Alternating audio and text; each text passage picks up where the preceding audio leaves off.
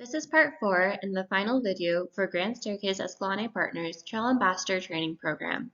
This training video will go over tactics for talking with strangers when volunteering as a Trail Ambassador.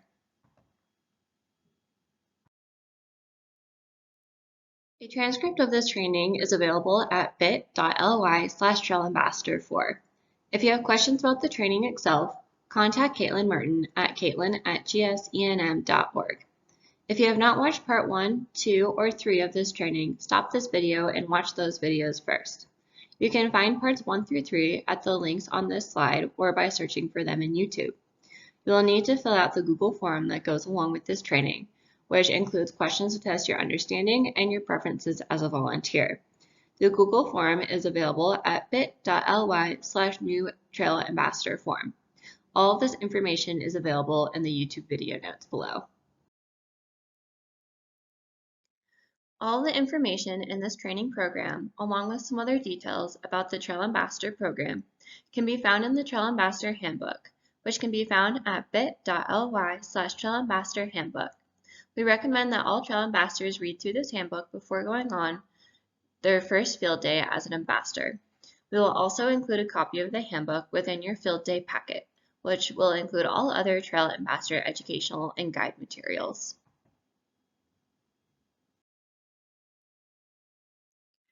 As you learned in part 3 of this training program, the whats and whys of low-impact visitation topics covered by Trail Ambassadors needs to be conveyed to visitors in a friendly and educational manner. In your role as a Trail Ambassador, these interactions are most likely to happen at Trailhead booths or hiking on a trail. Talking to strangers can be intimidating, but it is an integral part of being a Trail Ambassador.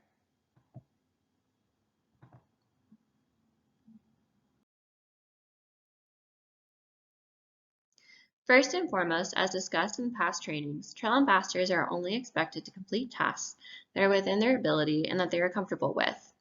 This includes the level of activity they participate in, the risks they are willing to take when it comes to weather and other environmental conditions, and the social situations that they are presented with. Ambassadors should only approach people with whom they feel confident engaging and are under no obligation to interact with people in instances where it does not feel comfortable.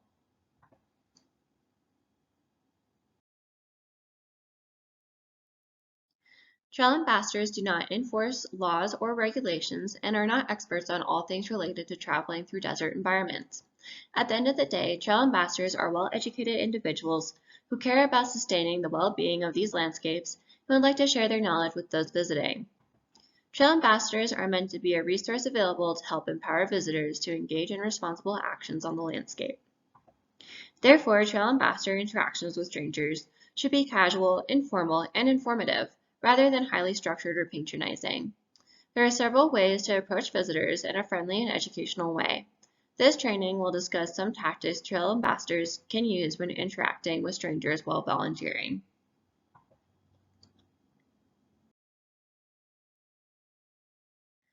When volunteering at trailhead stations, people will naturally come up to you to see what you are doing and ask questions. When at a trailhead station, Trail Ambassadors should smile and wave to those walking by. Ask them if they have questions about the area and let them know that you are educating people about how they can reduce their impact while visiting Grand Staircase Escalante National Monument. If they stop, introduce yourself and let them know you are volunteering with GSEP and the BLM and would like to answer any questions they might have. Ask them where they are from, if they have been in the area before, and if they are aware of the ways they can enjoy the area while taking good care of their surroundings. Feel free to offer up a fun fact about the area to get them interested. If they keep walking past, that's okay. You don't need to force contact or education with those not interested. When volunteering as a Trail Ambassador on the hiking trail, people may be less inclined to approach you, so you'll need to do some more initiation. Some tactics you may use are: approach people with a smile and take off your sunglasses so that you are able to make eye contact and they are able to see more of your facial expression. Introduce yourself and inform them that you are a Trail Ambassador for GSEP and the BLM. Inform them that you are there to educate hikers about ways they can reduce their impact on the area. Ask them where they are from, if they have been in the area before, and if they have any questions. Point out things around you like graffiti, social trails, or trash, and have a quick discussion about why these things are harming the landscape and offer some tips on how they can reduce their impact. If they keep walking past, that's okay. You don't need to force contact or education with those not interested. As a trail ambassador, you may end up having interactions with children. There are several tactics that you can use to educate children and the adults with them about minimizing their impact on the landscape. First off, do not engage with children without first making contact with their parent or other caregiver. All the whats and whys of low-impact visitation can be spoken in ways that are understandable by children. You can utilize your own discretion to simplify and/or rephrase information to make it accessible to young people. If you need help doing this, GSUP staff can give you some tips. These learning opportunities should be addressed to adult caregivers and children together. This approach helps to avoid concerns about a stranger approaching a young person, reach adults who may also be learning something new in the interaction, and increase the chance of an adult caregiver helping reinforce the message.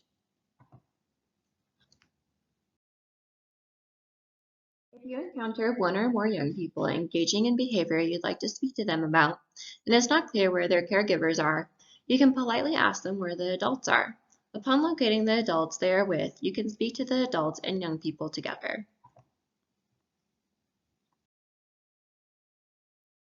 As a trail ambassador, not only will you be interacting with people of all ages, but you will be interacting with people from all around the world.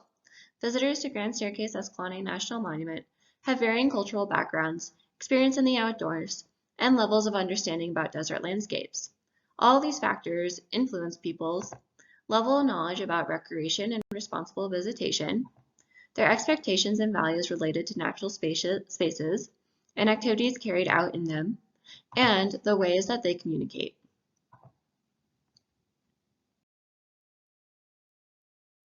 The specific knowledge, values, expectations, and communication styles of any one visitor or type of visitor cannot be predicted, but awareness of such differences can foster more successful interactions with a wide range of visitors.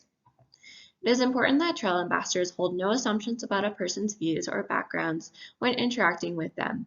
Trail ambassadors should strive to recognize when biases or assumptions may inadvertently coming into play and attempt to mitigate their effects by pausing and returning to a mindset of openness. Ambassadors should be sensitive to different points of view and to the experience and knowledge people may have around public lands. Remember that your goal is to encourage curiosity and learning in each of your interactions, regardless of whether visitors share the same views and values towards public lands or modes of outdoor recreation as you do. It is important that ambassadors avoid criticizing visitors for differing ways of relating to public lands, like the preference for hiking with a large family versus alone, or preferring different modes of recreation that are permitted within an area, like hiking versus traveling on horseback. Instead, trail ambassadors should strive to find ways to help people minimize their impact within those preferred relations.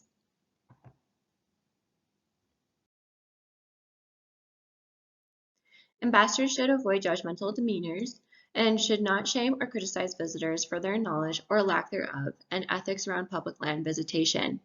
The goal of interactions with visitors is not for them to feel shame for lack of knowledge, but rather to feel newly empowered by the addition of knowledge and tools to care for the land they are visiting.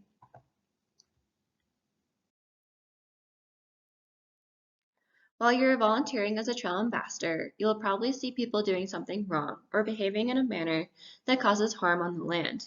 Some of these things may include hiking off trail, scratching or drawing on rock, which is often something that kids do, feeding animals like rodents and birds, walking their dog off leash in a leash required area, and leaving behind a small amount of trash or food scraps. When you notice behavior such as this, it is important to use your judgment to assess whether someone is creating harm on the landscape purposefully or as a product of a lack of awareness.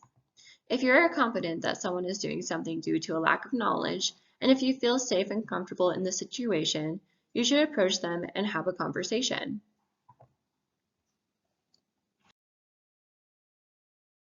When approaching someone, keep in mind that a lot of time, people are doing things due to a lack of experience or education and not out of malice or disrespect. Remember to approach people gently with a friendly demeanor and introduce yourself. Ask them if they would be willing to hear a recommendation for reducing their impact on the landscape. The tone you want to aim for is one of letting people know and on some helpful information, paired with some cool facts about why it's important, not one of disciplining visitors for bad behavior. One way to think of this is trying to take the visitor on a journey along a pathway of curiosity, not one of shame. For example, if you see someone walking off trail across crypto, say something like, "Hi there, I'm Jane, and I'm a volunteer trail ambassador. My role is to offer tips and knowledge to visitors to help us all protect the area from damage. Are you open to some feedback that can help you reduce your impact?" If they answer yes, then you can offer up your knowledge by saying something like, "That soil you're walking on is actually alive and can take hundreds of years for it to grow back to form those cool black towers. By staying on the trail, you'll help the crust stay intact and alive, which is really important for preventing erosion and supporting water retention in this ecosystem." If someone responds to your request to feedback or to your feedback in an abrasive, resistant, or aggressive manner, do not push the conversation forward. Politely disengage from the conversation and wish them a good rest of their day. If you see someone doing something really wrong, such as loading an archaeological site, defacing rock imagery, poaching, or leaving large purposeful graffiti, do not approach this person. This is not the time for education. Leave immediately, take note of any relevant information about the scene, and contact BLM law enforcement as soon as possible. We will provide you with information and steps to do this as part of your Trail Ambassador packet.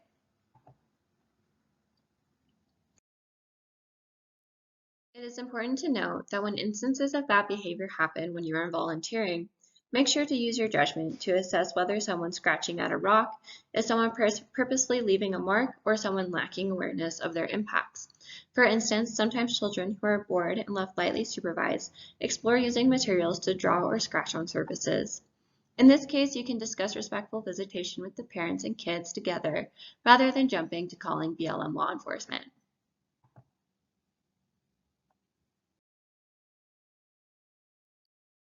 Talking to strangers is an integral part of being a trail ambassador. Sometimes approaching people can be awkward, and it may take some time to develop strategies to convey information that works for you. Using the tactics in this training is a good place to start, and we encourage volunteers to rely on their judgment when it comes to approaching strangers. As a reminder, trail ambassadors are only expected to complete tasks that are within their ability and that they are comfortable with.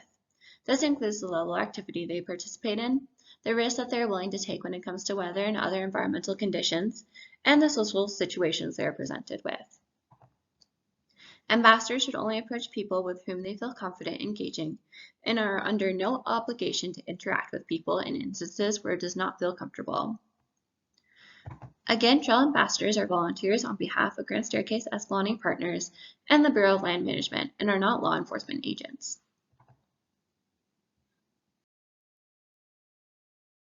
We are so excited to get trail ambassadors out on the monument.